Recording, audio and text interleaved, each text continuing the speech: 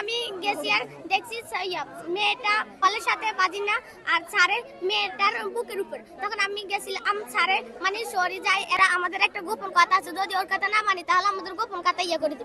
তখন আমি মানি না, আমি চলে আসি। রাতকে বাড়িতে জানার পর রাতকে আমাদেরকে হুমকি দেয়, যদি আমি স্কুলে আসি এগুলা মুখ খুলি এবং বলি তাহলে আমাকেও দর্শন করবে এবং আমাদেরকে এই স্কুলে থাকতে দিবে না।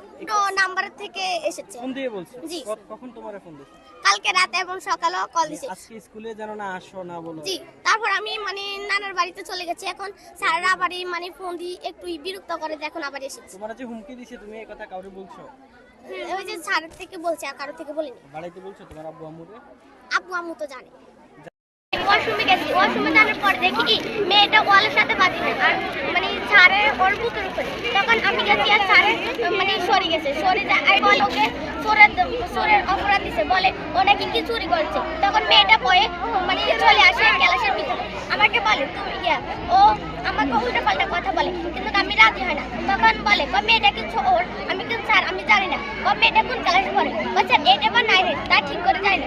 তখন আমাকে মানে আমি চলে আসি আর আমরা কেন স্যারের কাছে নিয়ে থাকি বাড়িতে